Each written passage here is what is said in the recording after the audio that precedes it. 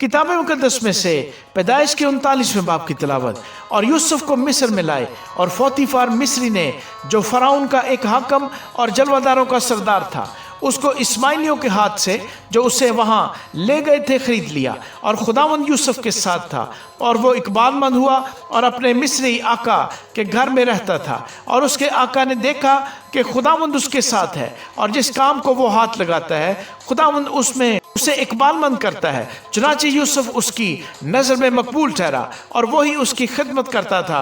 और उसने उसे अपने घर का मुख्तार बनाकर अपना सब कुछ उससे सौंप दिया। और जब उसने उसे घर का और सारे माल का मुख्तार बनाया, तो खुदावंद ने उस मिस्री के घर में यूसुफ की खातिर बरकत बख्शी, और उसकी सब चीज़ों पर जो घर में और खेत में थी खुदावंद की बरकत होने लगी। और उसने अपना सब कुछ यूसुफ के हाथ में छोड़ दिया, और सिवा रोटी के जिसे वो खा लेता था उसे अपनी किसी चीज़ का होश न था। और यूसुफ खूबसूरत और हसीन था। इन बातों के बाद यूं हुआ कि उसके आका की बीवी की आंख यूसुफ पर लगी, और उसने उससे कहा कि मेरे साथ हम बिस्तर हो। लेकिन उसने इनकार किया, और अपने आका की बीवी से कहा कि एक मेरे आका को खबर भी नहीं कि इस घर में मेरे पास क्या क्या है, और उसने अपना सब कुछ मेरे हाथ में छोड़ दिया है। इस घर में मुझसे बड़ा कोई नहीं, और उसने तेरे सिवा कोई चीज़ मुझसे बाज नहीं रखी, क्योंकि तू उसकी बीवी है। सो भला मैं क्यों ऐसी बड़ी बदी करूं और खुदा का गुनहगार बनूं।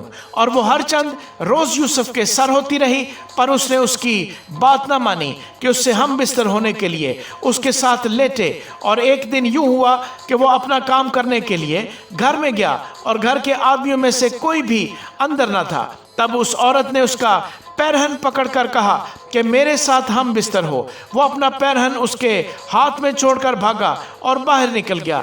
जब उसने देखा कि वो अपना पैरहन उसके हाथ में छोड़कर भाग गया, तो उसने अपने घर के आदमियों को बुलाकर उनसे कहा कि देखो, वो एक इब्री को हमसे मजाक करने के लिए हमारे पास ले आया है।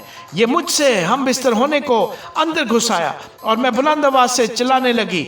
जब उसने देखा कि मैं जोर जोर से चिल्ला रही हूँ, तो अपना पैरहन मेरे पास छोड़कर भागा और बाहर निकल गया। और वो उसका पैरहन उसके आका के घर लौटने तक अपने पास रखे रही। तब उसने ये बातें उससे कही कि ये इब्री गुलाम जो तू लाया है मेरे पास अंदर घुस आया कि मुझसे मजाक करे। जब मैं जोर जोर से चिल्लाने लगी, तो वो अपना पैरहन मेरे ही पास छोड़कर बाहर भाग गया।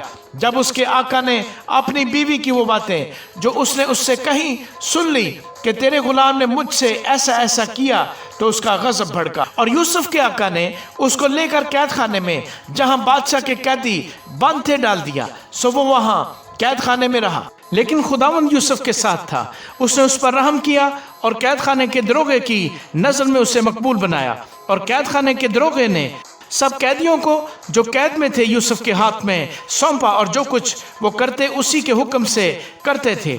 और कैद खाना का दरोगा सब कामों की तरफ से जो उसके हाथ में थे बेफिक्र था, इसलिए कि खुदावंद उसके साथ था, और जो कुछ वो करता खुदावंद उसमें इकबालमंदी बख्शता था। आमीन।